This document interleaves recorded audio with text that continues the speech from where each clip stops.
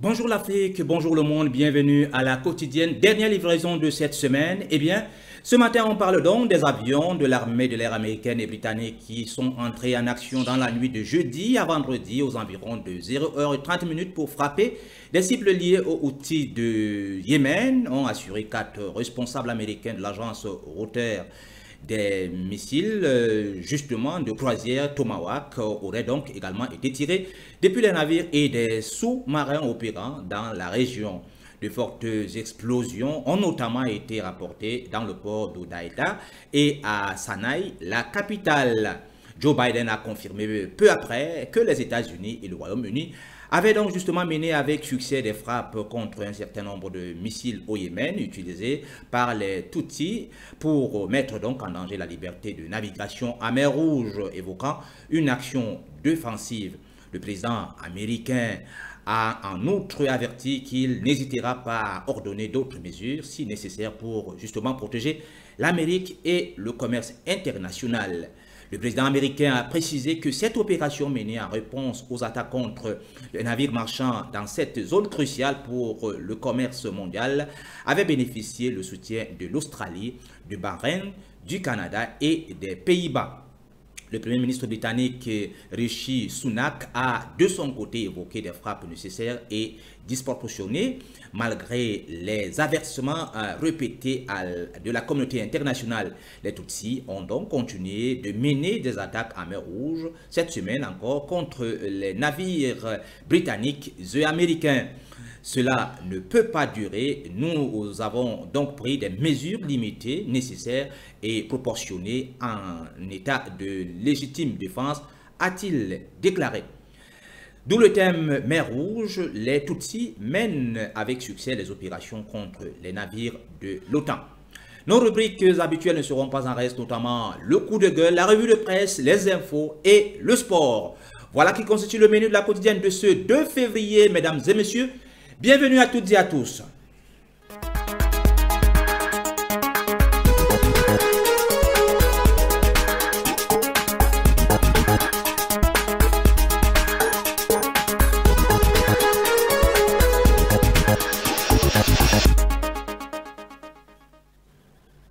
Avec nous pour commenter donc cette actualité, nous avons l'honneur et le plaisir d'accueillir notre consultant permanent, JB, Jonathan Batengene. Bonjour monsieur, bienvenue. Bonjour mon frère Joe, bonjour à tous les Africains, tous les panafricanistes qui nous suivent. Encore, ils sont très nombreux ce matin.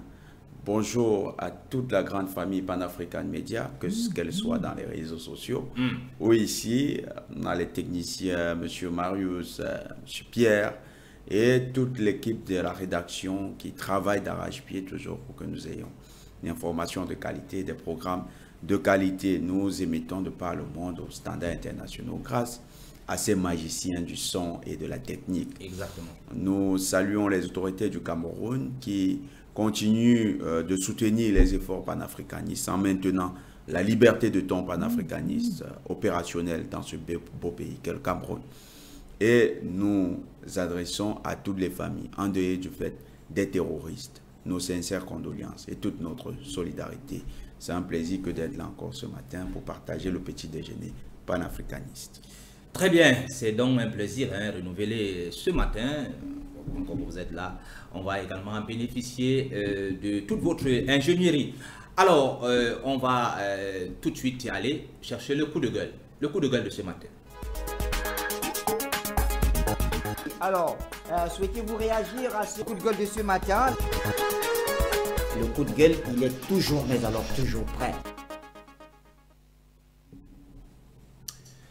Jonathan Batengene, le coup de gueule ce matin, monsieur. Le coup de gueule s'adresse à un ensemble d'acteurs qui ont décidé de faire de la FECAFOOT le principal problème au Cameroun. Ces acteurs sont parfois les anciens coéquipiers du président de la FECAFOOT, parfois des opposants politiques du président Biya qui estiment que le soutien de Samuel Eto'o au président Biya lui vaut désormais d'être persona non grata sur la scène nationale. Ça s'adresse également à ceux qui, au sein du parti au pouvoir, perçoivent Samuel Eto'o comme un potentiel rival dans les batailles de succession. Ça les regarde.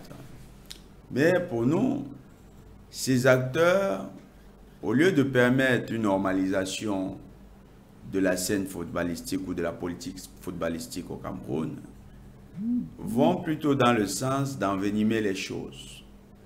Notre coup de gueule, c'est à l'endroit de tout cela, qui de mauvaise foi pour la plupart, agissent de telle sorte qu'ils veulent tout à fait noircir toutes les actions qui sont menées à la FECAFOOT.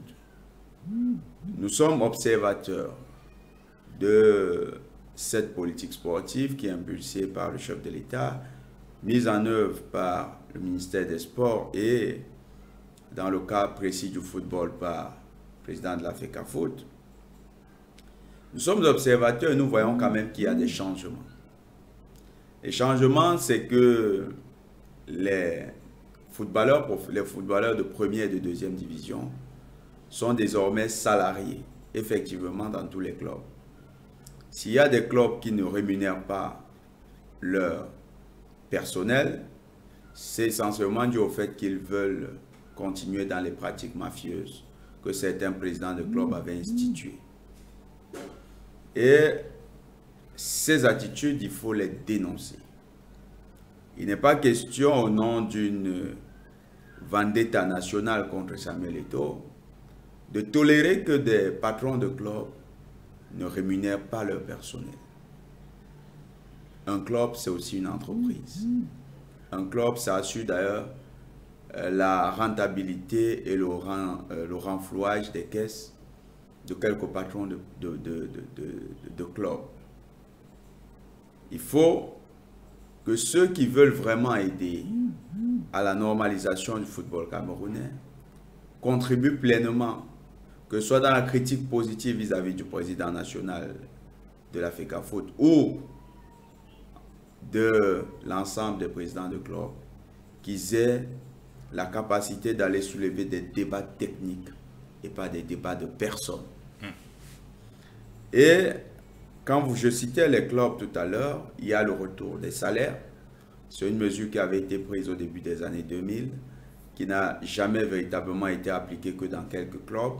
Par exemple, c'était appliqué à Coton Sport de Garoua, où le président de la FECAFOOT de l'époque, Iya Mohamed, était également directeur général d'Assaut des Cotons. Et pour rémunérer, il utilisait les canaux de l'Assaut des Cotons. Aujourd'hui, c'est une mesure démocratique. C'est une mesure appliquée à l'ensemble des footballeurs, indépendamment de la qualité du président. C'est un acquis. Il faut travailler là-dessus. Deuxième élément, depuis 2010, on a perdu au Cameroun le sens de l'organisation du championnat avec un agenda clair. Ça se jouait au jour le jour. On ne savait pas s'il y aura le prochain match. Parce qu'entre deux matchs, il y avait toujours des batailles juridiques. Parfois même, on menaçait d'arrêter le championnat. Il y a un retour d'un championnat. Ce retour de championnat, ça doit être quand même un exploit réalisé aussi par Samuel Eto'o et son équipe. Il faut saluer cela. Il y a l'arrivée, et ça c'est une innovation avec lui, l'introduction d'un projet sportif. Projet sportif, c'est un projet d'entreprise que chaque club doit avoir et doit montrer à la fédération.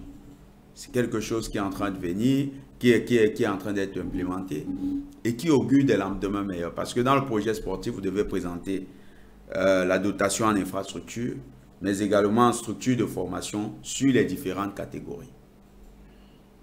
Vous avez ces mesures-là qui sont prises. Vous avez également l'équipe nationale qui, elle, n'a plus de problème de prime. Si on se souvient, avant toutes les compétitions internationales, le sempiternel problème, c'était le problème de prime. Soit que la prime était très peu valorisée, soit qu'elle était carrément détournée. Aujourd'hui, ce n'est plus ça le problème. Peut-être qu'il y a des problèmes de personnes. À ce niveau également, ceux qui ont à charge, ceux qui veulent faire la critique, qui sachent, toute raison garder, qu'ils sachent toucher les problèmes précis qui peuvent être réglés. Il y en a qui vous déballent des variables non mesurables, hein, des variables très subjectives, comme par exemple la rancune. En matière d'analyse de la rancune, je peux vous garantir que M. Ndiok, même sur ce plateau, je peux estimer que vous ne m'avez pas posé une question par rancune. La rancune n'est pas une variable objective en matière de management. Il y a des variables. Il faut que ceux qui veulent vraiment apporter une critique constructive participent à l'amélioration.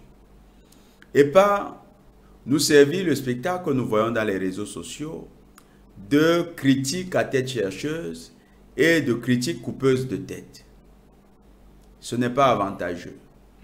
Le démérite de tout ça, c'est de toujours peindre tout en noir dans l'espoir que lorsqu'on sera aux affaires, on pourrait faire mieux, alors que on pourrait venir en ayant peint tout en noir, retrouver que tout est véritablement redevenu noir. Donc il faut avoir cet esprit progressif, il faut essayer de capitaliser sur les acquis, il faut savoir réserver des critiques techniques au moment approprié, il faut savoir s'organiser dans la critique de ce genre d'organisation. Pour nous, notre coup de gueule, c'est à l'égard de tous ceux que nous lisons tous les jours ces derniers temps, qui se comportent plutôt comme des apôtres du chaos, qui essayent simplement de tout vendre en noir et de présenter le football camerounais comme désormais simplement dans une zone noire. Il y a des générations prometteuses, il y a une génération, si ce n'est que le football, il y a une génération avec je crois les U20, oui. U20 chez les seniors, chez les sélections masculines. Ils ont gagné les Jeux de la francophonie. Ça veut dire que c'est un collectif qui mérite d'être encadré. À l'exécutif de la FECAFOOT, nous demandons, s'ils nous écoutent, de prendre des mesures pour encadrer ces jeunes, parce que c'est des jeunes, c'est une jeunesse prometteuse. Ce coach qui a accompagné ces jeunes, il faut également lui donner la chance de pouvoir progresser avec eux, c'est-à-dire que partir de cette catégorie jusqu'au senior avec cette équipe, il faut lui donner ce temps, il faut l'accompagner en lui donnant également les moyens. Il faut mettre une politique qui mise sur la relève, sur les plus jeunes. Et la politique d'infrastructure du projet sportif, nous encourageons la FECAFOOT à mettre un accent dessus, parce que l'amélioration du football camerounais, c'est sur les générations qui sont actuellement en train d'être formées et sur celles qui sont en train d'être parfaites. Donc, il faut travailler sur les nouvelles générations.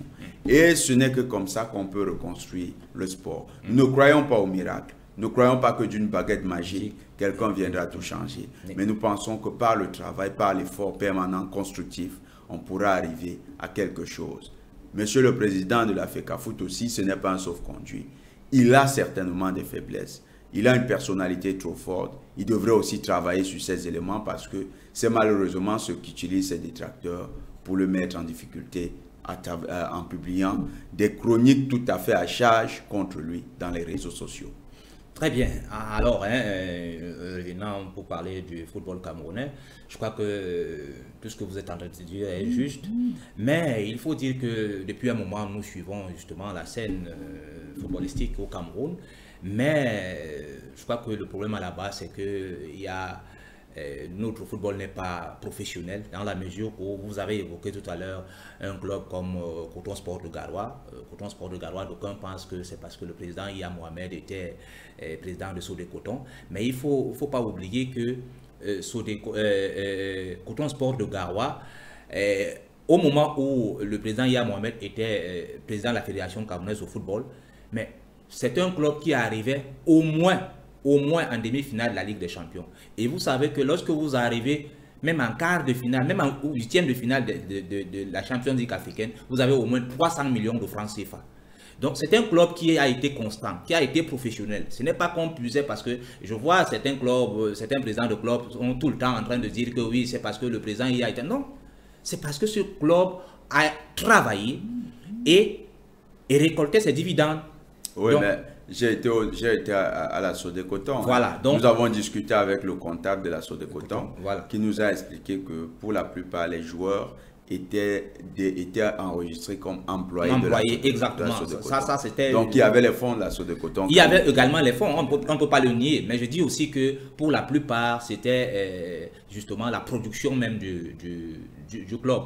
Et aussi, ça c'est un premier jet. Mais le deuxième jet aussi, parce que c'est très important, vous avez parlé encore du professionnalisme pour revenir sur le club. Et il faut dire que l'État a quand même, pendant plus de 11 ans, qui reversait sa quote-part à l'État. Parce que vous savez que le professionnalisme est arrivé comme ça au Cameroun, dans nos pays africains.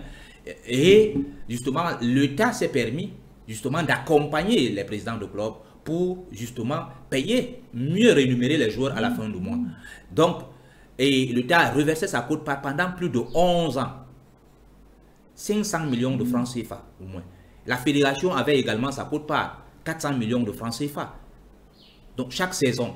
Et je ne sais pas ce qu'on a fait de cet argent. Jusqu'aujourd'hui, plus de 11 ans après, personne n'a fait les comptes. Personne ne sait comment cet argent a été géré. Et puis on continue dans le flou. Maintenant, si quelqu'un arrive, il essaye quand même de dire stop. Mais je crois que le problème, c'est qu'on a essayé quand même de fermer les vannes. Les choses ne sont plus comme avant. Et moi, je pense qu'on doit continuer. Parce que si Samuel Eto'o serait là et puis on parle de lui en bien, je crois que ça devait montrer à suffisance que peut-être rien ne marche. Peut-être qu'on est sur la même logique. Mais comme il est là, on en parle. Je crois que, pour moi, je crois que le chantier est en train d'avancer. Donc, voilà ce que moi, je pouvais dire ce matin concernant justement votre coup de gueule. Alors, on va donc prendre ce matin justement la revue de la presse.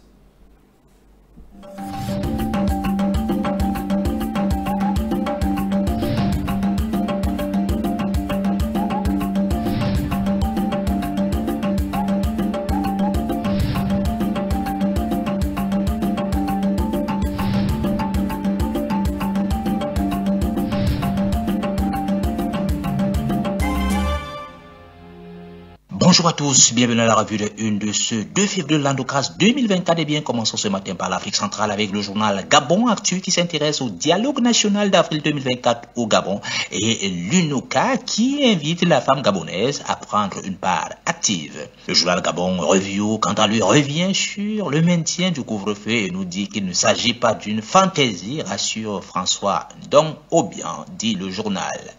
Concernant les droits de l'homme, le journal Al-Wida note que le Tchad réaffirme son attachement aux principes définis par les Nations Unies. Direction l'Afrique de l'Ouest avec le journal La Nouvelle Tribune qui note que la révision constitutionnelle au Bénin, elle n'est ni technique ni nécessaire, mais risquée selon Yahi Boni. Manifestation à Kaloum, l'accès au centre-ville verrouillé selon le journal Africa Guinée. Eh bien, une manifestation spontanée qui a éclaté le jeudi 1er février 2024 paralyse les activités de Kaloum, centre administratif et des affaires de la capitale guinéenne Conakry. Au Togo, le journal Ici Lomé revient sur l'interview du capitaine Ibrahim Traoré et dit « Plus jamais la CEDEAO, non, c'est fini ». Selon le journal Sidiawa, l'ambassadeur de Burkina Faso en République populaire de Chine remet ses lettres de créance au président Xi Jinping. Divorce AES-CEDEAO, la diplomatie togolaise à la manœuvre selon le journal Aujourd'hui au Faso. Eh bien, ainsi donc, rétrospectivement et en attendant de voir, Faure Gnassingbé, le président du Togo, avait tout vrai lorsque, à la veille du sommet de juillet à Abuja, il s'est rendu discrètement au Niger pour s'enquérir de la situation in concreto et offrir justement ses services de médiateur avec la CEDEAO. Le journal L'Actu Univers parle donc de l'intégration régionale avec le roi Mohamed VI et le président nigérien Bola Ahmed Tinubu échangent sur le projet de gazoduc africain atlantique. Terminons par le quotidien du Sénégal qui évoque la commission d'enquête parlementaire de Karim à un doigt de la victoire. Eh bien, la commission d'enquête parlementaire a un but. Elle doit remettre Karim Meïssa Wade dans le jeu. Du moins, c'est ce que semble dire le PDS qui rassure qu'il n'y aura pas d'élection présidentielle sans la présence de Karim Wade. Voilà qui fait l'essentiel des sujets traités par la presse en ce 2 février 2024. Mesdames, Messieurs, merci d'avoir suivi.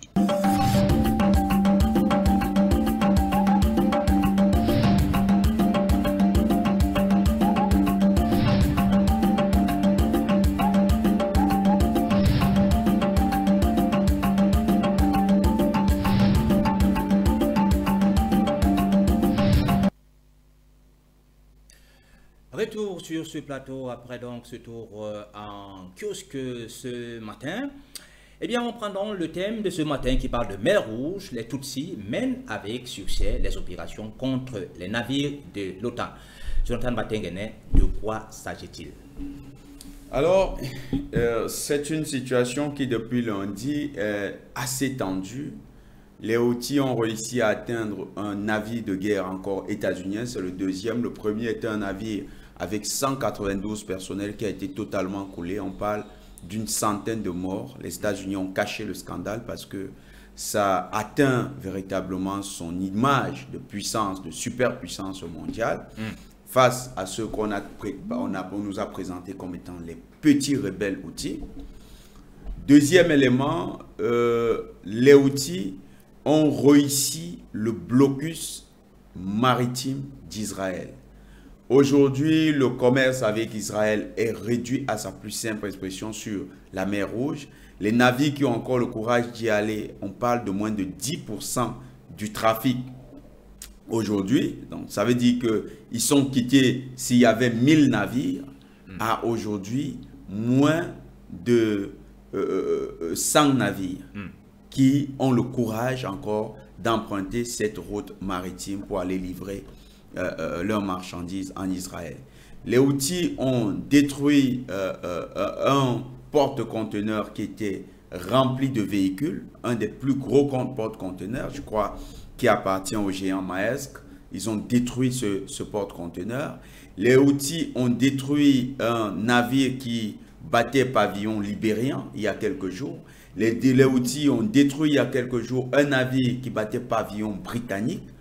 C'est à dire, alors que les États-Unis, depuis près de 4 semaines, depuis un mois, ont construit une coalition de 10 pays pour aller frapper les Houthis. Aujourd'hui, ils sont en train de renforcer cette coalition. Ils disent qu'ils vont la renforcer, la ramener à 8 autres pays, qu'ils disent avoir les capacités.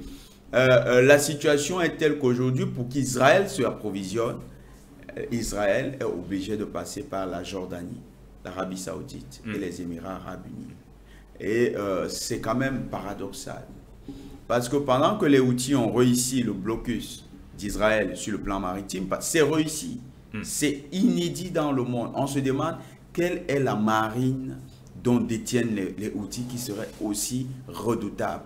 Quand vous regardez en comparaison, les États-Unis avaient fait rentrer dans la zone 2 porte-avions. L'USS Gerald Ford et un autre navire, un autre puissant porte-avions. Le Gerald Ford, qui est le navire de dernière génération, les experts militaires états-uniens ont estimé qu'il était en danger. Donc, ils ont été obligés d'enlever le Gerald Ford de la mer Rouge, le Gerald Ford, et aller se repositionner dans une zone qui n'a pas été précisée par le département d'État. Quant à ce qui est de la flotte états-unienne, on enregistrait près de 60 navires états-uniens il y a de cela un mois. Les experts estiment qu'aujourd'hui, les États-Unis disposent d'une flotte de près de 120 navires dans la zone et malheureusement ou heureusement, les Houthis tiennent bon et les Houthis assurent le blocus d'Israël. À côté des États-Unis, vous avez d'autres pays qui ont envoyé des navires. Vous avez la Grande-Bretagne qui a envoyé des navires, la France qui a envoyé des navires, la Jordanie qui est dans la coalition a envoyé des navires. Vous avez des pays de l'OTAN, d'autres pays de l'OTAN qui ont envoyé des navires. Et on estime à 300 navires, les navires de guerre des marines de l'OTAN qui mouillent désormais au large d'Israël et au large du Yémen. Malgré cette présence militaire impressionnante, les Houthis tiennent bon et les Houthis réussissent à frapper encore les positions stratégiques de leurs ennemis. Les Houthis, pour rappel, c'est quand même des combattants qui ont été révélés à la suite du différend au niveau du Yémen. On les a présentés comme étant, c'était au début des années 2011, on les a présentés comme étant des rebelles, qu'ils étaient armés de manière rudimentaire, et qu'en face, il y avait une armée professionnelle et que l'Arabie Saoudite qui était venue aux côtés du gouvernement yéménite de l'époque, l'Arabie Saoudite allait mater les Houthis. à la grande surprise de tout le monde, les Houthis ont pris le pouvoir. Les Houthis ont réussissent aujourd'hui à contrôler la ville principale, la capitale Sanaa. Et ils ont étendu ce contrôle à l'ensemble du pays.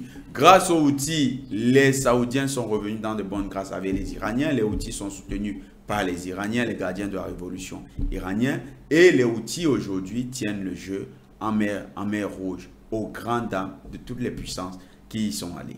Justement, en parlant de puissance, personne ne pouvait imaginer que les Houthis aient cette capacité de nuisance au point d'inquiéter les États-Unis et même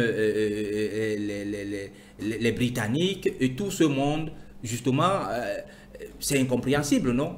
Vu que vous parlez tout à l'heure de superpuissance. Oui, c'est des superpuissances états-uniennes qui, nous, quand au mois de décembre, ils ont annoncé qu'ils constituaient une coalition internationale contre les Houthis, même au niveau des experts en Afrique, on n'arrivait pas à comprendre ce qui se passe. On se disait, est-ce que ce n'est pas exagéré? Est-ce qu'ils ne vont pas saccager le Yémen comme ils l'ont fait en Irak? On se rend compte que c'est tout à fait différent. Quelques jours simplement après avoir créé leur coalition, les bombardements sur Sanaa ont commencé. Les États-Unis ont envoyé des bombardiers stratégiques sur Sanaa, ont envoyé les chasseurs stratégiques sur Sanaa. Ça a frappé. Ils ont estimé qu'ils avaient touché les points névralgiques. Mais, plus d'un mois déjà après leur intervention, on remarque que les Houthis ont gardé les mêmes capacités de nuisance, encore même qu'ils se sont dotés de capacités supérieures. On voit la marine anglaise, parce que les navires de guerre anglais ont dû changer de position parce qu'à un moment, les Houthis voulaient également frapper les navires de guerre anglais qui étaient très proches du port de Sanaa, et ils ont réussi quand même à mettre en difficulté les États-Unis qui également, dans leur ligne de défense, ont été obligés de reculer. Aujourd'hui, les Houthis, on se rend compte, c'est une véritable armée, c'est des combattants aguerris, c'est des experts en matière d'analyse de stratégie de guerre, c'est des experts en matière de guerre maritime, ils savent ce qu'ils font et ils ont les moyens de leur politique. Pour, par exemple, frapper les navires comme ils sont, ils utilisent des drones. Les drones, il y a les Shahed 136 qui viennent d'Iran. Ils utilisent des drones Shahed 136 qui, même s'ils sont déjà utilisés en Ukraine, continuent à faire des dégâts face aux forces de l'OTAN. Aujourd'hui, les États-Unis sont carrément apeurés. Les États-Unis ont décidé de renforcer leur coalition. Les États-Unis n'ont plus la capacité véritablement de mettre en difficulté l'Iran, mais se concentrent davantage sur le cas Houthi. Et l'impact en Israël, c'est quoi? C'est que de plus en plus, les populations israéliennes commencent à subir dans leur chair la menace Houthi. Ils constatent que les Houthis, au-delà simplement de frapper sur les navires de guerre, les Houthis ont également les moyens de frapper sur le continent, c'est-à-dire frapper sur les terres d'Israël. Et en l'occurrence, il y a de cela quelques jours, les Houthis ont lancé une attaque sur les principales villes côtières d'Israël, et cette attaque a été meurtrière pour les Israéliens. Très bien. Alors, mais là, le Premier ministre britannique a fait une sortie, et également le président Joe Biden, ils disent que cela ne peut pas durer. Nous avons donc pris des mesures limitées, nécessaires et proportionnées en l'état de légitime défense. Ça veut dire que la guerre est loin d'être terminée. Hein? Oui, la guerre est loin d'être terminée, mais nous allons un peu reprendre dans le même sillage les déclarations. Il y a Michael Maloff qui était, pendant la présidence Trump, et je crois la présidence Obama, qui a été analyste en chef des questions de sécurité au secrétariat de la Défense. Michael Maloff s'est exprimé chez Sputnik, chez vos confrères de Sputnik. Et qu'est-ce qu'il dit? Michael Maloff dit que les États-Unis ont perdu leur influence dans le Moyen-Orient à cause des Houthis. Comprenez, la déclaration est grave parce que d'après les experts du domaine, l'influence ici renvoie aux capacités de dissuasion qu'avaient les États-Unis vis-à-vis des puissances des pays du Moyen-Orient. Aujourd'hui, à cause des Houthis, les États-Unis perdent cette influence, c'est-à-dire perdent leur capacité de dissuasion. Si bien que les Britanniques, il y a de cela 2 jours, les Britanniques ont décidé de tester les missiles nucléaires sous-marins pour essayer d'intimider les pays du Moyen-Orient, qui, eux, commencent à ouvrir les yeux et se rendent compte que non, Ces gens nous font beaucoup de bouquins, ils font beaucoup de bruit, mais dans le fond, ils n'ont plus de consistance. Il n'y a plus un contenu au facteur de puissance que constituait l'OTAN ou bien les puissances de l'Occident. Ces puissances sont devenues davantage des puissances de papier, c'est-à-dire des puissances chiffrées pour le domaine maritime en tonnage de matériel qu'ils mouillent dans les eaux internationales, mais c'est également une puissance de papier en tonnage, en chiffres tout à fait mirobolants, du nombre de chasseurs, du nombre de blindés, du nombre d'hommes qu'ils peuvent mobiliser dans le cadre d'une guerre. En matière d'efficacité, l'Occident fait preuve d'une inefficacité brillante lorsqu'il s'agit de guerre sur le terrain. On a vu cet Occident mis en difficulté par des éleveurs de chèvres. Allez voir ce que des éleveurs de chèvres ont pu faire en Afghanistan. Ils ont été mis en difficulté au point où on a vu les soldats états-uniens bien entraînés courir après l'avion et sautant dans la soute de l'avion pendant que l'avion était en train de décoller. C'était un spectacle de débandade inédit. On n'avait jamais vu les États-Unis dans une telle posture. On était obligé avec des films comme 24 heures chrono, où vous avez un homme qui en 24 heures est capable de vous démanteler le plus grand réseau de terroristes dans le monde. Vous avez également des films comme Rambo, où on va montrer un homme capable non seulement d'attaquer 5 bases ennemies, mais de foutre le bordel dans toute une région. On se disait, mais les États-Unis, c'est une puissance réelle. Là, les Houthis, comme les Afghans avant eux, ont réussi à montrer qu'il s'agit essentiellement d'une puissance de papier.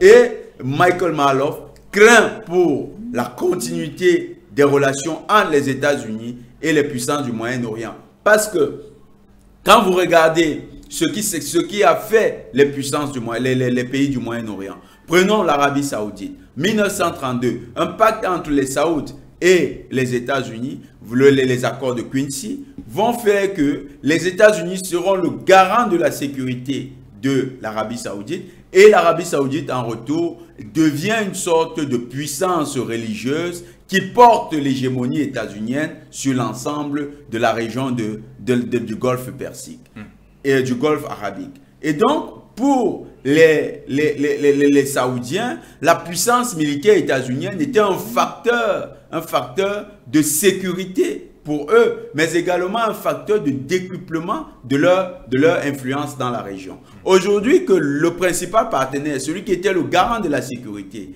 il est prouvé qu'il n'a plus les mêmes capacités ou bien qu'il n'est même pas capable de véritablement mener des actions fortes dans la zone, eh bien, ça va amener davantage les Saoudiens à revoir leur copie et à revoir leur perception des accords de Quincy. Vous savez, on dit souvent en relations internationales, les accords n'arrangent que ceux qui y croient. Donc, si les Saoudiens commencent à ne plus croire en ces accords de Quincy, il faut se dire que la géopolitique va bientôt connaître des basculements importants. On n'aura plus seulement une Arabie Saoudite qui se rapproche des BRICS, on aura une Arabie Saoudite qui aura le courage de s'émanciper des États-Unis. Vous avez un autre facteur, le détroit d'Ormuz. Le détroit d'Ormuz, c'est un détroit fondamental dans le cadre des exportations d'hydrocarbures. Le détroit d'Ormuz, qui est contrôlé aujourd'hui par les forces iraniennes, mais partagé dans le sens où il y a des forces internationales qui mouillent, notamment les forces de l'OTAN, dans la zone, eh bien, le détroit d'Ormuz a toujours été utilisé par les Iraniens comme zone de chantage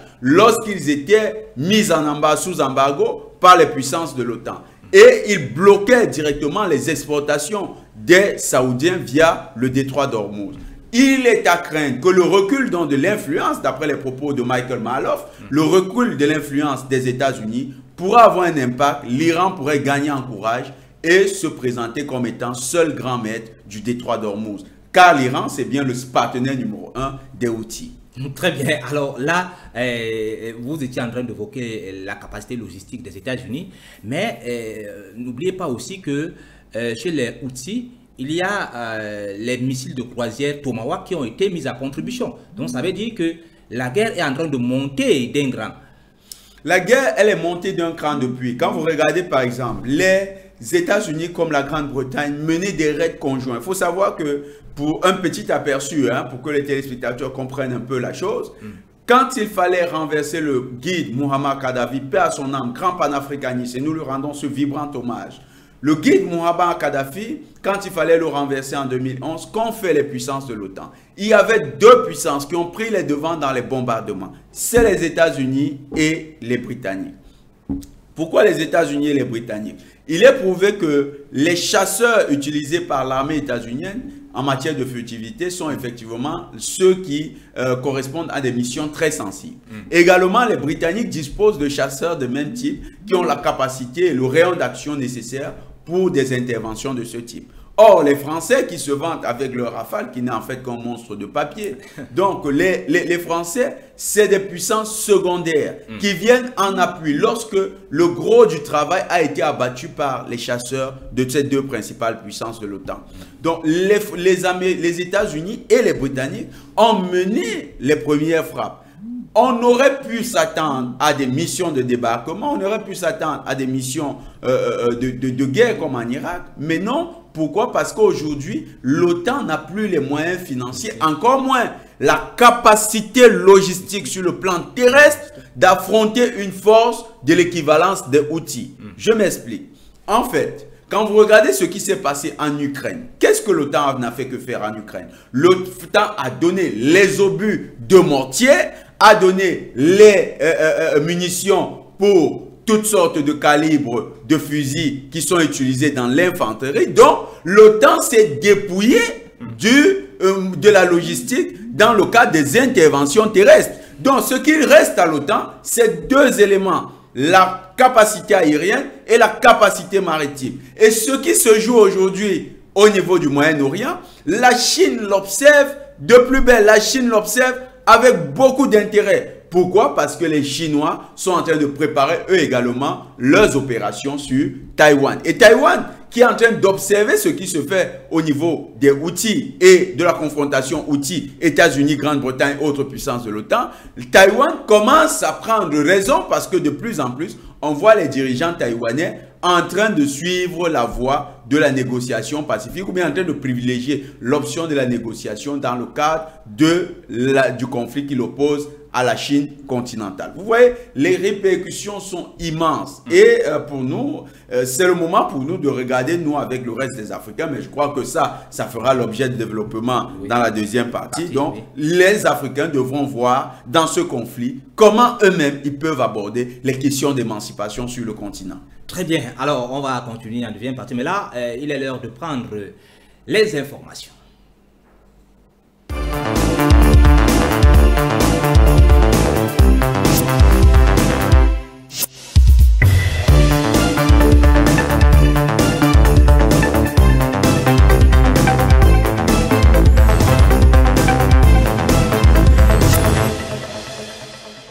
Après France 24 et RFI, le couperet est tombé pour France 2. La haute autorité de communication du Mali a décidé de retirer les services de la chaîne de télévision France 2 des bouquets de tous les distributeurs des services de radiodiffusion sonore ou télévisuelle autorisés au Mali pour une période de 4 mois. La haute autorité de la communication a décelé une apologie du terrorisme dans un sujet diffusé par la chaîne le 20 janvier dernier. Elle accuse France 2 de tenter de justifier rétroactivement par la gravité de la situation actuelle au Mali la présence jusqu'en 2022 de la force française Barkhane. L'autorité impute à la chaîne de n'avoir rapporté aucun contredit officiel malien et parle de manquement grave à la déontologie journalistique. La suspension de France 2 intervient dans un contexte de tension accrue entre le Mali et la France. En 2022, les autorités maliennes avaient déjà suspendu les médias France 24 et Radio France Internationale après la publication par ces deux médias des fake news selon lesquelles l'armée malienne était impliquée dans des exactions contre les civils. Début décembre, c'était le gouvernement de transition au Burkina Faso qui avait suspendu tous les supports de diffusion du média français Le Monde après une publication d'un article au sujet d'une attaque terroriste sanglante dans le nord du pays. Ils étaient nombreux à descendre dans les rues de Bamako le 1er février pour manifester en soutien à la décision des chefs d'État du Mali, du Burkina Faso et du Niger de retirer leur pays de la communauté économique des États de l'Afrique de l'Ouest. Sur la place des cinquantenaires à Bamako, les manifestants arboraient des pancartes non à la CEDEAO et des drapeaux du Mali, du Burkina Faso et du Niger. En dehors de Bamako, des rassemblements ont été également effectués dans d'autres localités comme Kayes à l'ouest et Sissako au sud, à l'initiative des autorités et d'organisations de soutien au gouvernement. En rappel, les 3 membres de l'Alliance des États du Sahel ont annoncé leur retrait de la CEDEAO plus tôt le dimanche 28 janvier dans un communiqué lu sur les télévisions publiques des 3 États.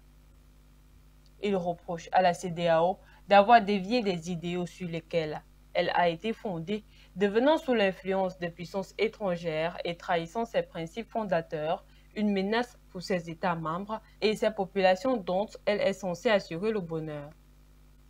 Selon le même communiqué, la CEDEAO n'a pas porté assistance aux États de l'AES dans le cadre de la lutte existentielle contre le terrorisme et l'insécurité. Pire, lorsque ces États ont décidé de prendre le destin en main, elle a adopté une posture irrationnelle et inacceptable en imposant des sanctions illégales, illégitimes et inhumaines et irresponsables, en violation de ses propres textes, tout cela pour plaire à la France. Le Royaume du Maroc, membre du Conseil de paix et de sécurité de l'Union africaine pour un mandat de 3 ans, a accédé le 1er février 2024 à la présidence de cet important organe décisionnel chargé de promouvoir la paix, la sécurité et la stabilité sur le continent africain.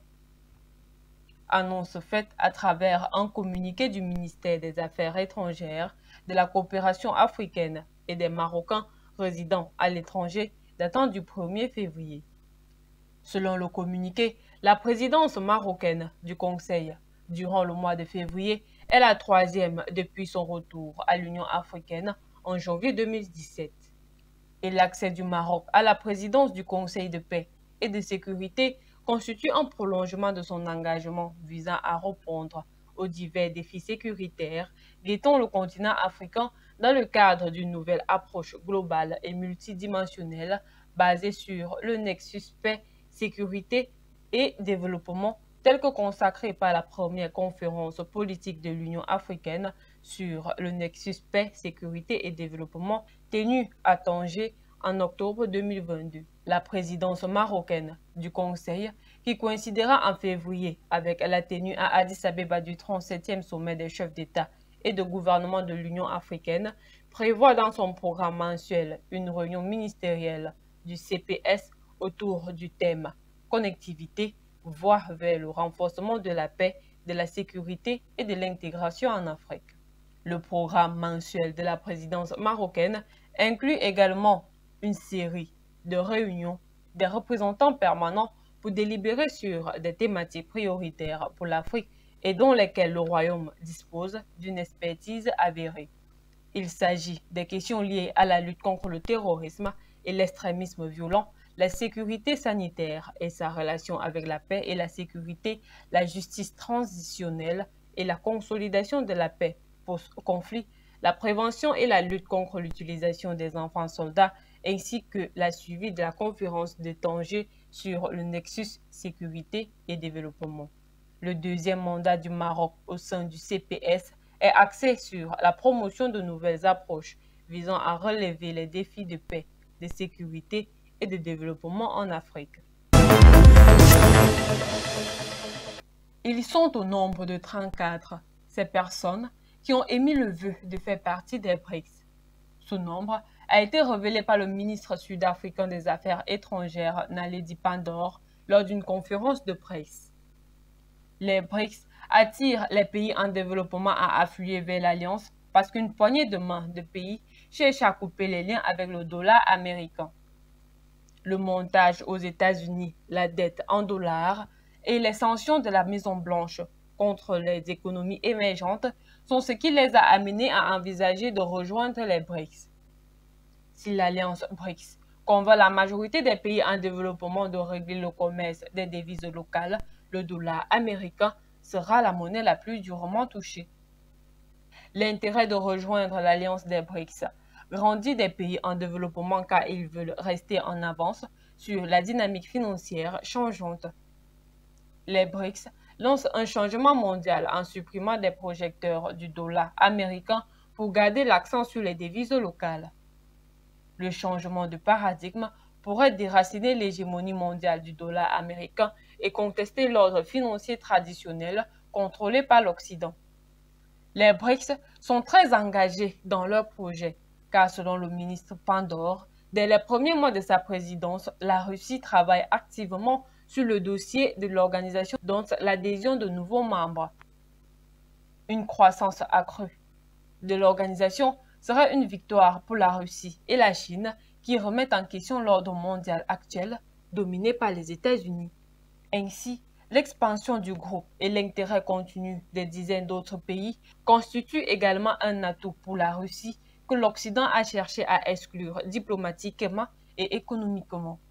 La position de Moscou en tant que président des BRICS permettra de plus en plus aux pays de contrer cet isolement et de se présenter comme un acteur important sur la scène diplomatique au sens large.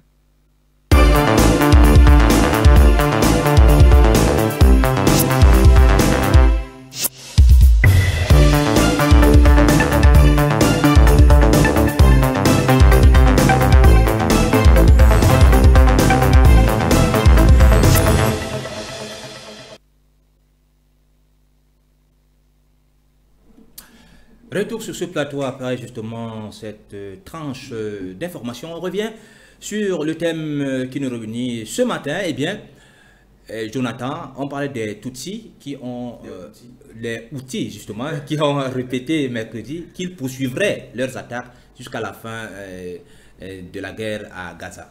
Tout à fait. Les Houthis avaient annoncé que ces attaques, le blocus de la mer Rouge, qui est un objectif atteint, c'est atteint. C'est extraordinaire combien ces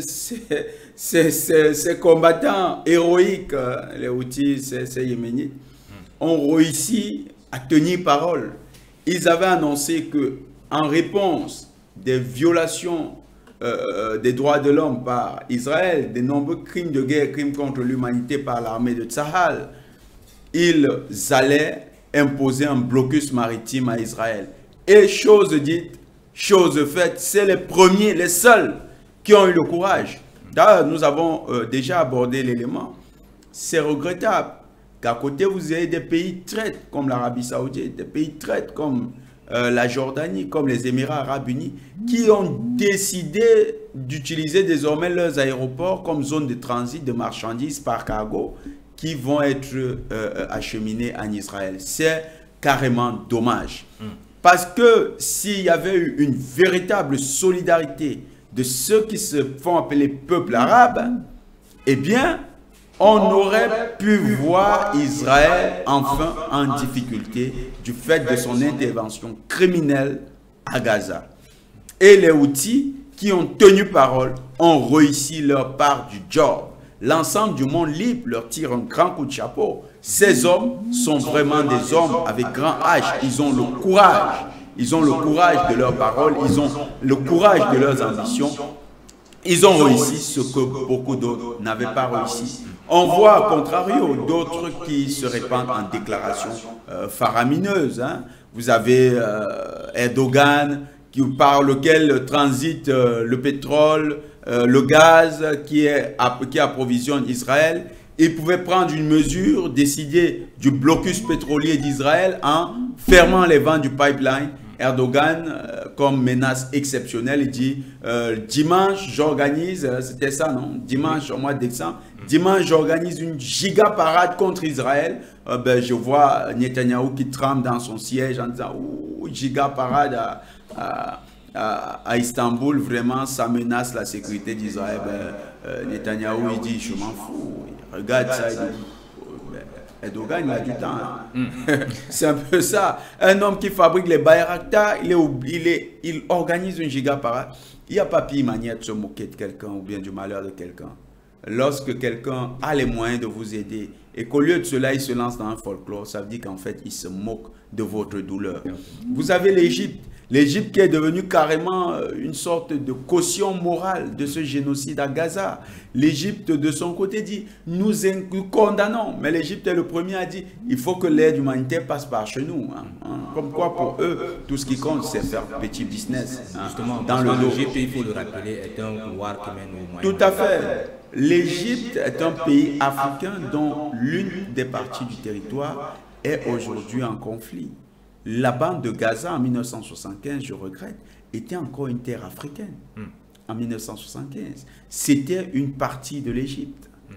Et les Égyptiens ont cédé cela aux Palestiniens, comme quoi c'était un geste de solidarité. Mais aujourd'hui que ce territoire est agressé, l'Égypte peut faire prévaloir ses droits post-75, non, pré-75. Ils peuvent dire, nous avons géré cette zone et nous ne pouvons pas tolérer qu'il y ait une agression du peuple palestinien sur cette zone. L'Égypte aurait pu protéger le peuple palestinien. J'ai vu il y a quelques jours le Burkina Faso qui a reçu du matériel militaire venant de l'Égypte. Ils ont acheté des blindés venant de l'Égypte. Pourquoi l'Égypte n'a pas apporté son soutien véritable? Il y a une politique de l'autruche dans l'ensemble de ce qu'on appelle le Moyen-Orient. Il y a une véritable politique spectacle qui se passe là-bas, une hypocrisie à ciel ouvert, faite par des gens qui vous disent qu'ils constituent la Oumma. Pour ceux qui sont musulmans, ils comprennent, c'est-à-dire la communauté. Normalement, cette communauté devait être transnationale. Elle devait être une communauté qui se retrouve au sein de l'unité de l'islam. Alors, malheureusement, le peuple palestinien ne bénéficie pas de cette solidarité, si ce n'est dans les discours les plus pompeux de gens qui ont les moyens technologiques, les moyens physiques de leur apporter de l'aide. Seuls les Houthis ont dérogé à la règle, les Houthis soutenus par les Iraniens. Ils ont pris leur courage, ils ont pris leur responsabilité. Aujourd'hui, il y a un blocus en mer Rouge. Il y a bien plus que cela que les Houthis réservent. Les Houthis ont dit, nous allons monter davantage en puissance. Nous allons apporter quelque chose qui va nuire totalement à la finance internationale. C'est quoi? Les Houthis annoncent que dans les jours à venir, ils vont procéder à la destruction des câbles de fibre optique qui traversent par la mer Rouge. Et il semblerait qu'ils aient les moyens de cette politique. Et dans la mesure où ils réalisent la destruction des câbles de fibre optique, ce qui nous rappelle, et là on fait un clin d'œil à la CIA, à Joe Biden et à son ami Sunak en Angleterre, ça nous rappelle la fameuse destruction de Nord Stream 1 et 2 en 2022 qui avait été réalisée par les puissances britanniques et états-uniennes pour le compte de l'Ukraine dans le cadre de l'affaiblissement de l'Allemagne. Les Houthis s'en inspirent et les Houthis disent, dans les jours à venir, préparez-vous parce que nous allons frapper au cœur du dispositif de la finance. Et selon les experts, dans la mesure où le câble de fibre optique qui traverse la mer Rouge est sectionné, est détruit par les Houthis, on pourrait avoir une crise économique majeure qui sera davantage exprimée sous la forme d'une crise financière au Moyen-Orient. Et bien plus, nous avons parlé du contrôle du détroit d'Ormuz. Si les exportations du détroit d'Ormuz sont bloquées par l'Iran, il faut noter que c'est près de 40% du marché des hydrocarbures qui sera touché. Donc, on pourrait avoir non seulement une crise financière, une crise économique, mais une crise généralisée dans l'ensemble de la planète. Très bien. Alors, Jonathan, on va dire que ça ne commence pas seulement, ces attaques-là ne commencent pas seulement cette semaine, mais il faut dire que les Houthis qui contrôlent de larges pans du territoire yéménite ont mené plus de 35 attaques contre des navires en mer Rouge et dans le golfe d'Aden depuis le 19 novembre 2023 selon le Pentagone, perturbant le trafic maritime dans cette zone essentiellement pour le commerce mondial. Tout à fait. Vous savez, dans le projet du Grand Israël, il y avait l'idée d'un tracé, d'un canal qui devait, le canal Ben Gourion, qui devrait traverser le désert du Sinaï, qui devrait passer par Israël. Les Houthis sont en train de montrer qu'ils ont la capacité de nuire même à ce type de projet. Donc Israël est aujourd'hui à genoux à cause des Houthis. Vous avez parlé de 35 attaques. Oui, 35 attaques, mais ça, c'est les attaques contre les navires civils. On a vu l'USS Carpet, l'USS Carney, un destroyer états-unien qui a été attaqué par les Houthis. Les Houthis ne se sont pas limités simplement aux navires civils. Ils ont attaqué les navires militaires. Et on voit bien qu'ils constituent une véritable force de nuisance. La riposte états-uno-britannique qui a été lancée avec des raids sur Sanaa, sur Hodeida et sur d'autres villes, on constate que ça reste inefficace, que les Houthis se portent davantage mieux, que les Houthis continuent de mobiliser. Les Houthis utilisent encore des missiles simplement balistiques. Ils n'ont pas encore commencé à utiliser les missiles hypersoniques parce qu'ils revendiquent disposer de missiles hypersoniques. Et on sait qu'en fait, le véritable producteur de ces missiles hypersoniques, c'est l'Iran. Donc, on pourrait voir dans les jours à venir rentrer dans la danse les missiles hypersoniques, mais nous croyons que les Houthis réservent le meilleur pour la fin, c'est-à-dire lorsqu'ils passeront aux choses sérieuses, c'est-à-dire le ciblage des navires importants de Grande-Bretagne et des États-Unis. Deux puissances qui font beaucoup de boucans dans le monde. Quand vous suivez les États-Unis, les Britanniques, ils font comme si ils sont investis peut-être du marteau de Thor. On ne sait pas trop, on se pose des questions. Mais ceux-ci, que croient-ils disposer? Vous voyez les États-Unis toujours à faire le costaud du quartier, le gros bras de la boîte. Donc, on se pose des questions. Qu'est-ce qu'ils veulent? Qu'est-ce qu'ils veulent? On constate que c'est comme on dit ici au Cameroun, un étounou qui est en train de leur mener la vie dure. Hein. Quand on dit un étounou, c'est un pygmée en train de leur mener un pygmée, c'est même mieux dit. Un nain en train de leur mener la vie dure. Les Houthis sont en train de trimballer, que ce soit la Grande-Bretagne, les États-Unis, la France, toutes ces puissances de papier sur du sable et montrent que ces pays n'ont véritablement pas de pertinence militaire. Très bien. Alors, on va dire que ces Tutsis qui sont, vous l'avez dit, proches de l'Iran, disent vouloir empêcher les navires liés à Israël de naviguer au large du Yémen en solidarité avec les Palestiniens de la bande de Gaza en proie à la guerre entre Israël et Hamas depuis le 7 octobre dernier. Tout à fait. Mais ils ont même fait mieux. Ils sont quittés puisqu'ils ont réussi le blocus maritime. Il y a de cela 2 jours, qu'est-ce qu'ils ont fait? Ils ont frappé en Jordanie. Ils ont tué 3 soldats israéliens qui étaient allés dans l'escorte de convois alimentaires, de nourriture, de denrées alimentaires qui devaient rentrer sur le territoire israélien. Vous voyez que les Houthis, ils ont même dépassé le niveau maritime. Ils disent, bon, nous avons dit c'est la nourriture, ça ne va plus entrer. Vous allez être affamés autant que les populations de Gaza. Et ils ont frappé en Jordanie. Aujourd'hui, même les Jordaniens se posent des questions. Est-ce que les Houthis ne pourraient pas prendre leur pays comme cible? Ça pourrait être le cas. Ça dépend de la politique au niveau des Houthis. S'ils décident désormais de frapper les aéroports de tous les pays qui accueillent les avions israéliens, eh bien, ne soyez pas surpris que dans les jours à venir, des missiles soient tirés sur les aéroports aux Émirats Arabes Unis, des aéroports en Arabie Saoudite, des aéroports en Jordanie, car ces 3 pays ont prêté main forte à Israël. Comme quoi, la traîtrise dans le monde arabe, elle est monnaie courante. Et, tous ceux qui croient que le monde arabe, c'est un monde de sainteté, c'est un monde de gens qui croient à Mohammed, c'est du pipeau. Tout ça, c'était de la bonne parole pour simplement endormir les Africains, pour les rendre beaucoup plus dociles dans les politiques de dressage de corps, parce que la religion fait partie des technologies politiques de dressage des corps. On vous apprend à suivre un idéal, vous faisant croire que cet idéal, derrière, il y a Dieu, il y a Allah, et vous êtes convaincu que vous suivez Allah, alors qu'en fait, vous êtes assujettis à des intérêts politiques qui sont très bien définis, là où ils sont pensés.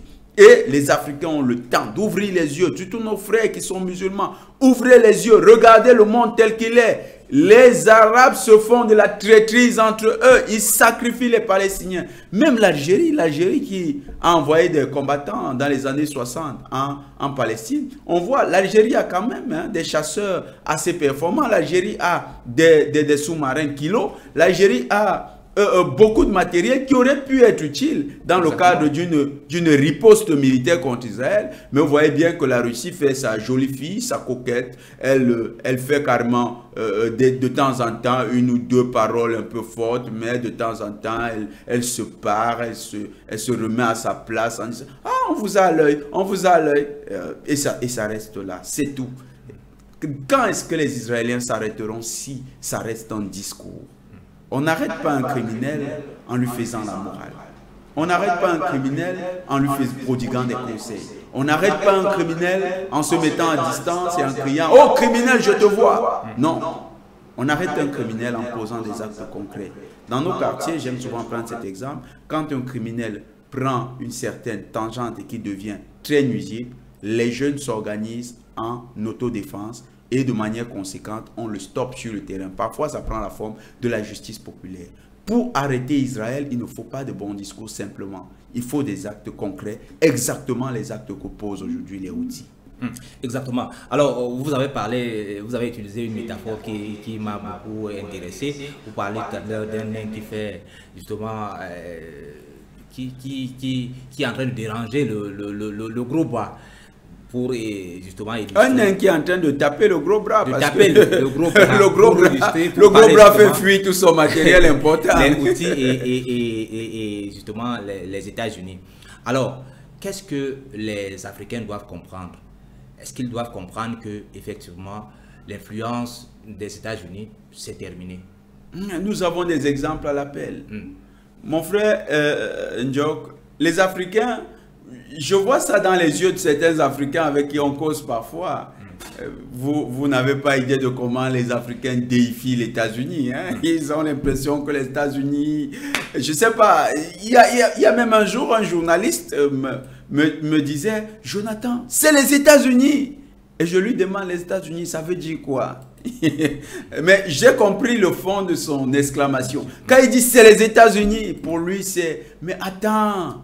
C'est carrément les chérubins du ciel qui descendent et qui sont là, les gardiens de la paix, je sais pas, des droits de l'homme, les gardiens de l'humanité. Non, non, ils ne sont pas investis de cette mission. Ils ne sont pas de sang divin, ils n'ont pas le sang bleu. Ils ont un sang rouge qui coule dans des veines aussi fragiles que les nôtres, qui ont également un pouls, dont un cœur qui bat et qui peut s'arrêter à tout moment. Les États-Unis, ce n'est rien d'autre qu'un pays qui a eu le courage de se lancer dans l'activité coloniale.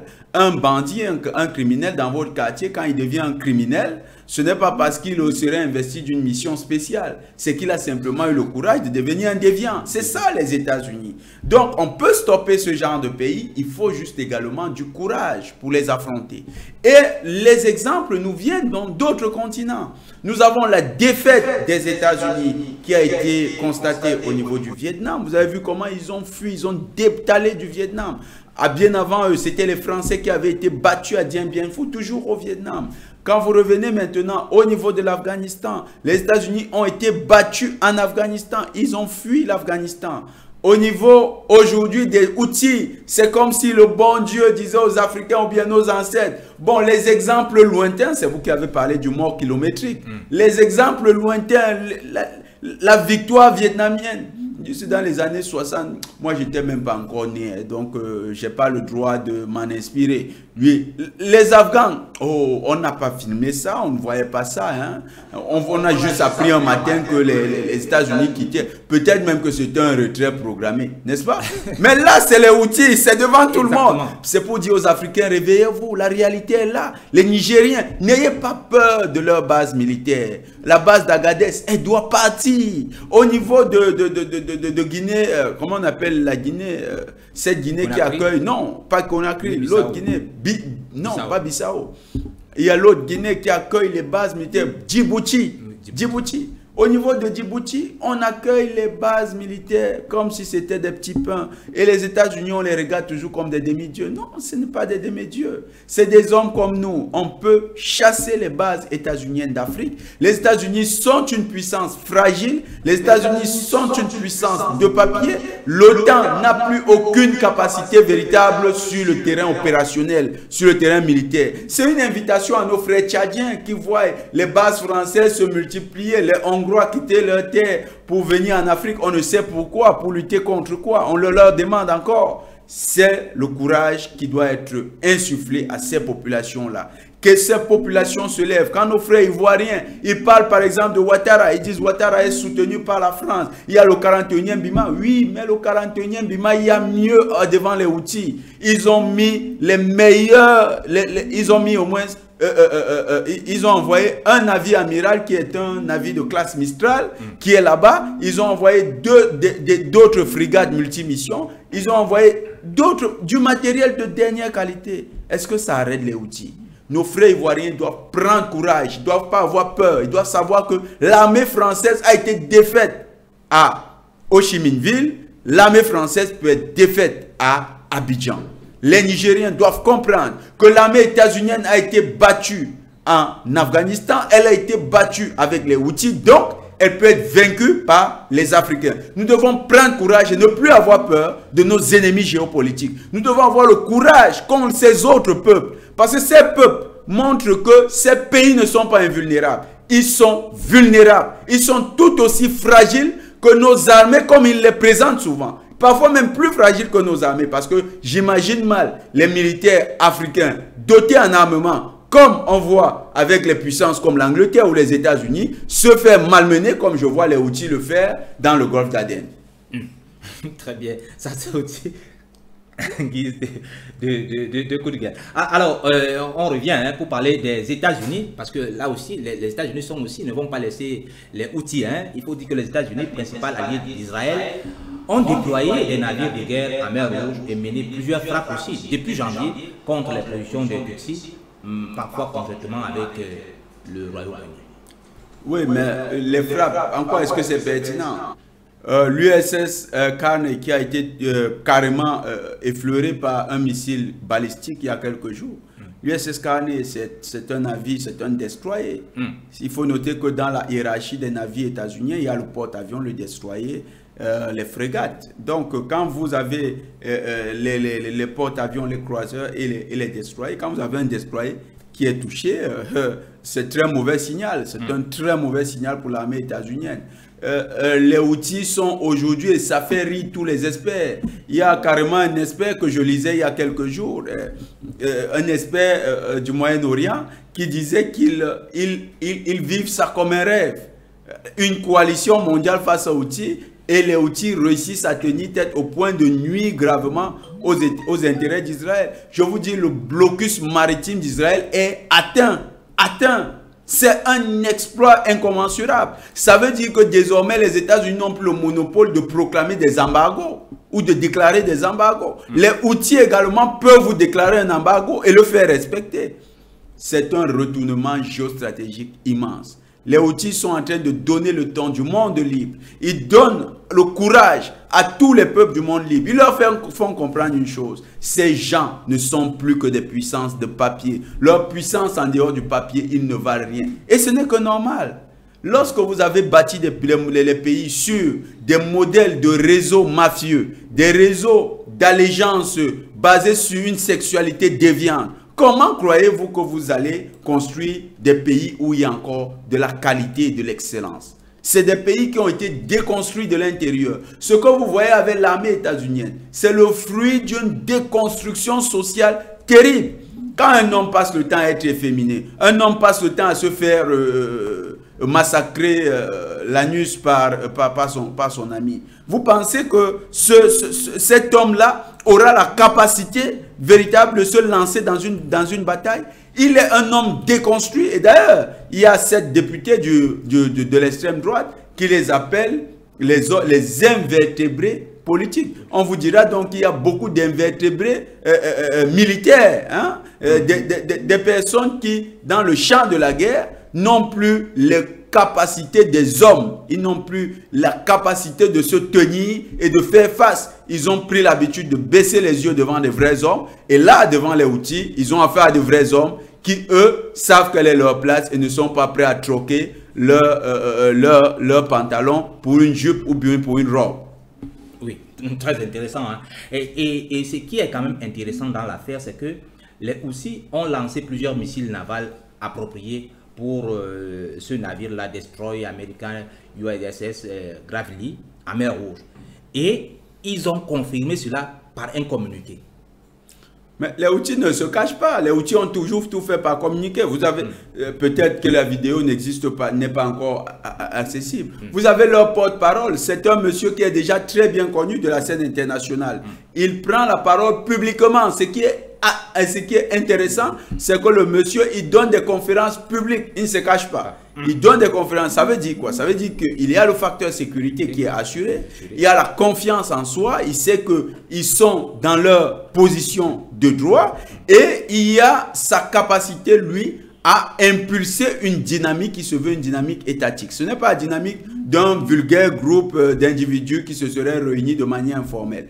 Donc, les Houthis, c'est une organisation. Les Houthis, c'est des combattants qui sont très bien organisés. C'est un gouvernement qui s'assume. C'est un gouvernement qui assume sa guerre. Ils ne se cachent pas. Ils n'ont pas peur. Ils donnent clairement leur position. Ils sont sur le territoire du Yémen. Ce n'est pas une organisation terroriste. C'est effectivement un État qui assume ses positions et qui combat à visage découvert. Pour nous, c'est ça, être des hommes. De l'autre côté, vous avez aux États-Unis des gens qui sont devenus des femmes, des hommes qui sont devenus des femmes, et donc qui ont l'habitude d'avoir peur de vrais hommes. Et c'est pourquoi ce monsieur ne se cachera jamais, parce qu'il sait qu'en face, on peut compter les généraux états-uniens qui sont encore de véritables hommes. Très bien. Alors, Jonathan, ça veut dire que l'on va là vers une escalade à mer Rouge. L'escalade est déjà consommée. Je vous dis, les États-Unis viennent de constituer. C'est hier qu'ils ont communiqué cela. Ils ont reconstitué leur coalition. Ils disent qu'ils veulent maintenant des pays qui ont une efficacité maritime. Pourquoi ils vont vers ce modèle-là? Parce qu'ils savent qu'en face, ils ont affaire avec des combattants redoutables, des combattants bien équipés, des combattants bien renseignés, des combattants qui utilisent les dernières technologies. Aujourd'hui, la marine iranienne, par exemple, la marine iranienne a envoyé 2 navires de guerre, 2 impressionnants navires de guerre dans la mer Rouge. Pourquoi? Simplement en guise de prévention. Ils disent, les Iraniens, que si le conflit dégénérait et que les États-Unis les prenaient pour cible, ils n'auraient qu'une seule obligation, c'est d'utiliser leur capacité de défense pour frapper à la fois Israël et les navires états-uniens. Donc l'escalade est déjà là, nous sommes dans l'escalade. Les navires iraniens ne sont plus simplement au large des côtes territoriales iraniennes. Ces navires sont entrés dans les eaux internationales et naviguent dans la zone de la mer Rouge, la zone de conflit. Ça veut dire que l'Iran se prépare déjà à une situation de dégénérescence. Et vous avez également les navires russes qui sont également rentrés dans la zone, en mer Rouge. Donc les navires russes, ça veut dire aussi que les Russes qui sont les alliés des Iraniens se préparent à quelque chose. Nous avons signalé d'entrée de jeu ici que les Anglais sont en train de tester des missiles balistiques nucléaires dans la zone. Ce n'est pas pour rien. C'est un message envoyé aux Houthis en disant, si vous nous dépassez du point de vue de la guerre conventionnelle, nous sommes prêts à utiliser l'arme nucléaire. Quand un pays qui dispose de la dissuasion nucléaire utilise ce mécanisme, ça veut dire que la guerre l'a dépassé. Ça veut dire qu'il est débordé par son adversaire. L'Angleterre, les États-Unis savent désormais qu'il y a garçon en face, c'est les Houthis. Mais les Houthis, leurs alliés sont déjà là. Il y a également la présence de la marine chinoise. Parce qu'il y a un rapport du département de la Défense, du secrétariat de la Défense aux États-Unis, qui a montré une certaine inquiétude vis-à-vis de la multiplication de la présence chinoise dans la zone du Golfe arabique et surtout dans la zone de la mer Rouge. Les Chinois, de plus en plus, déploient des sous-marins dans la zone. Les États-Unis se demandent pourquoi. Donc, cette surabondance de la présence militaire, que ce soit des alliés des Houthis par l'intermédiaire des Iraniens, que ce soit du côté de l'OTAN, laisse croire que nous sommes en plein dans l'escalade. Et beaucoup d'experts pensent que l'escalade avec les Houthis pourrait débloquer plusieurs fronts, notamment le front ukrainien ou encore le front taïwanais. Et là, vous savez que la conflictualité existe entre les puissances de l'OTAN et les puissances du bloc multipolaire, c'est-à-dire la Chine et la Russie. Très bien. Alors, je crois qu'on va dire que face justement aux tensions qui atteignent leur paroxysme depuis quelques semaines. Les États-Unis donc avaient annoncé, c'est depuis le 18 décembre dernier, la création d'une coalition internationale contre les Yéménites avec justement notamment la France, les Royaumes-Unis, l'Italie, les Pays-Bas, la Norvège ou encore l'Espagne. Les mêmes toujours qui contrôlent le monde. Ben, contrôler quel monde, vous voulez dire? Moi, je ne comprends pas. Qui contrôle? Non. C'est ce qu'ils disent. Est-ce que vous savez que si les États-Unis, vous leur prêtez trop de pouvoir, hein? Bon, je comprends aussi. Parce que si les États-Unis contrôlaient le monde, pourquoi moi, je serais opposé à l'homosexualité s'ils contrôlent le monde? C'est que sur ce plateau, tout ce que nous avons dit là, après nous faisons arrêter. Le simple fait que nous ayons cette liberté de ton ici montre qu'ils ne contrôlent pas le monde. Exactement. Ils contrôlent leur pays ainsi que leur zone d'influence directe. C'est tout. C'est-à-dire les États-Unis qui ont créé le conflit en Ukraine pour davantage coloniser l'Europe, contrôlent l'Europe. Ça c'est sûr. L'Europe de l'Ouest, ça c'est sûr. Et l'Europe du Sud, ils contrôlent ces gens. Les Grecs, les Français, les Italiens, les Norvégiens, les Estoniens, tous sont sous le contrôle des États-Unis. Et là, ils sont obligés de se mettre en coalition pour combattre les... Tout à fait. C'est un bloc impérialiste. Là, c'est la réalité de leur description. C'est un bloc impérialiste qui veut s'imposer au reste du monde. Ce bloc impérialiste veut donner l'impression qu'il a la capacité d'intimider. Alors que c'est exactement comme l'ancien riche et sa vieille veste. Hein? Il va vous raconter des histoires sur la fabrication, sur la couture de cette veste. Il va vous raconter des histoires sur le tissu, la rareté ou bien la préciosité du tissu. Mais cela n'enlève en rien le fait que cette veste sera dépassée par une autre qui sera d'actualité. Donc aujourd'hui, mobiliser les forces militaires de l'OTAN pour aller impressionner les Houthis, c'est carrément amusant. C'est simplement vouloir faire prévaloir les mécanismes d'hier dans les solutions d'aujourd'hui. Ça ne marche pas. Les Houthis ont réussi le blocus militaire d'Israël. C'était ça l'objectif.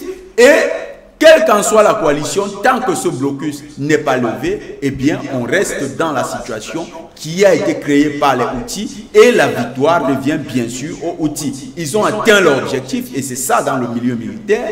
Quand un adversaire atteint son objectif, eh bien, on considère qu'il est en train de gagner sa guerre. De l'autre côté, il fallait lever ce blocus. Les États-Unis et toutes les coalitions qu'ils ont levées sont incapables de cela. C'est la preuve qu'ils ne contrôlent rien dans le monde, si ce n'est se contrôler les uns les autres entre déviants, entre puissances désuètes, puissances dépassées. Très bien. Alors, c'est pour dire donc à l'AES que, justement, quelles que soient les bases militaires américaines que M. Blinken est venu justement ici pour installer, que ce soit au Nigeria, que ce soit en Angola, que ce soit partout pour encercler l'AES, leur dire il ne faut pas avoir peur.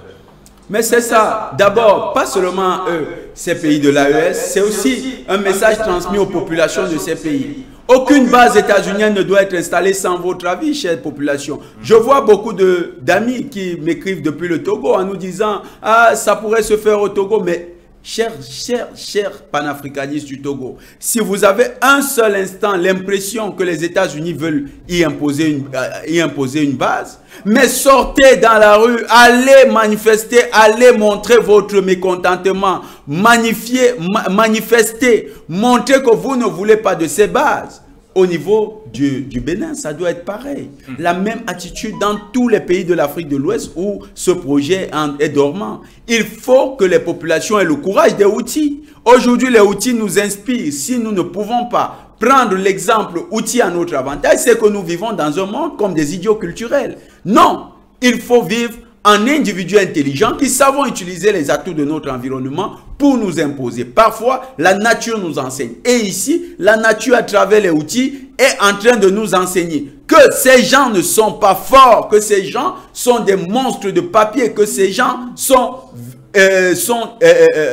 vulnérables et que nous pouvons les gagner. Donc, ces populations au Niger et de partout en Afrique doivent rester mobilisées et ne pas avoir peur. Nous devons engager cette bataille contre les États-Unis et la gagner. Et même au niveau du Centrafrique, il ne faut pas que les Centrafricains aient peur des États-Unis. C'est une puissance déjà en train de tomber. C'est une puissance en train de perdre pied. C'est des gens qui seront bientôt totalement déclassés. Et le processus de déclassement mondial de ces puissances est en cours par des actes comme ceux que posent les Houthis. Il faut que demain en Afrique, on se souvienne également du courage des populations africaines qui ont réussi à défaire d'abord les Français, mais ensuite les États-Unis pour enfin conquérir leur liberté. Très bien, alors c'est une réponse à Madame Cissé de la Côte d'Ivoire qui nous a appelé hier, justement, pour lui dire que n'ayons pas peur pour les pays de l'AES, n'ayons pas peur en Afrique. Tout à fait. Le message, c'est à tous ces Africains qui sont confrontés à des situations tout à fait abominables de présence militaire étrangère sur leur territoire, surtout des puissances de l'OTAN. Et on est encore dans la situation où les gens évaluent la puissance militaire de l'OTAN en pensant au succès de la Deuxième Guerre mondiale.